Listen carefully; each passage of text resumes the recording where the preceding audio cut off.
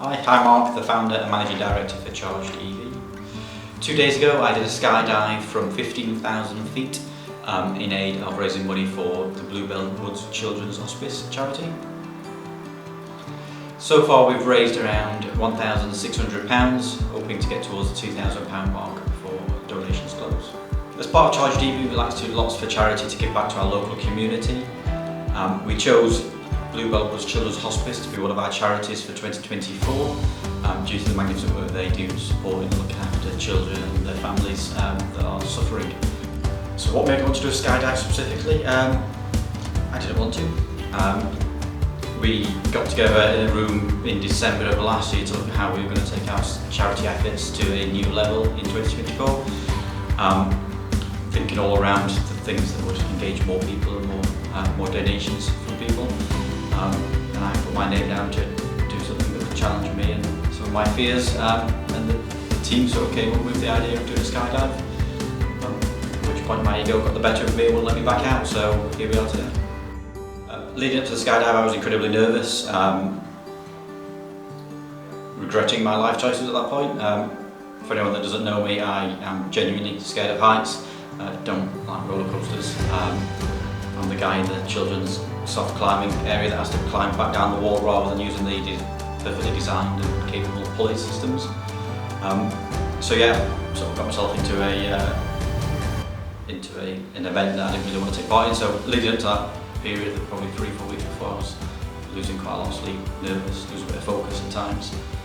But the support of everyone around me, the donations, the well wishes of people certainly helped to get me through. So on the day of the skydive, myself, my family and friends and some colleagues from ChargedEV came along. There was quite a delay on the day due to some weather issues in the morning, which definitely didn't help. But then from the point where we jumped into the vehicle to get towards the plane itself and climb onto the plane, I genuinely don't actually know if I can remember exactly what was going through my mind, but I was extremely nervous. I think there was people on the plane and around me doing the tandem jumps. It was all talking to their instructors, having conversations about life, partners, work, all sorts, whereas I was just silent. I don't think I said a single word. A couple of thinly veiled thumbs up or smiles to people, but other than that, I cannot remember. No doubt pure fear at that point, I think. So as the time came to take part in the jump, the doors opened. We were right towards the back end, so the last couple off the plane. As the doors opened and people started shuffling forward to take their jumps, we shuffled to the very front of the plane. I can remember looking over the edge, and all that was running through my mind at that point was almost exactly what the instructor said I needed to do. Play dead starfish, lean back, head back, grab hold of the reins as tight as possible, and just, I guess, leave it to him to do the rest.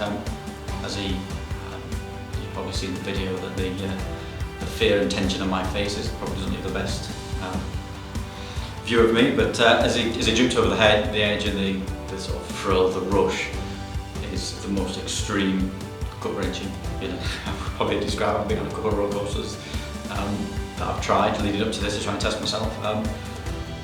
And whilst they were bad and left me trembling for several minutes post getting off the roller coaster, this was 10 times anything I've ever felt before. Lack of control, it was terrifying.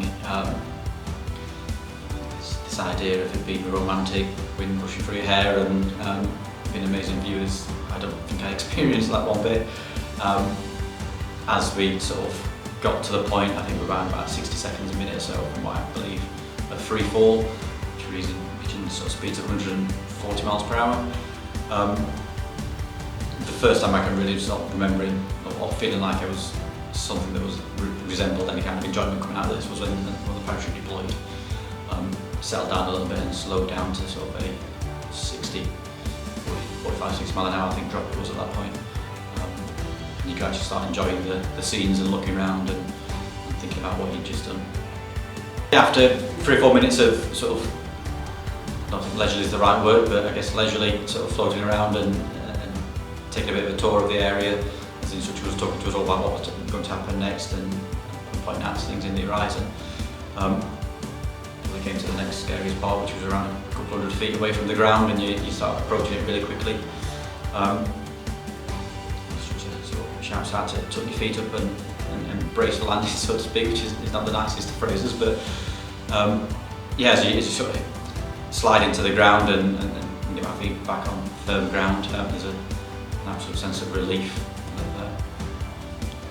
If I was to describe this jump in 3 words, it would be horrific, thrilling and beautiful. Obviously in the end it's been something that I think is well worthwhile despite all the trauma leading up to it, but being able to raise this amount of money and hopefully more, breaking or challenging my fears, showcasing to my daughters, my family, my team at ChargedEV, that sometimes challenging yourself and going out of your comfort zone comes with a whole range of benefits. Tied that in with the fact that we've been able to raise a good sum of money for Bluebell Wood has been really proud achievement that I'm really glad that I'm taking part in, and looking forward to the next one. But perhaps not quite as thrilling.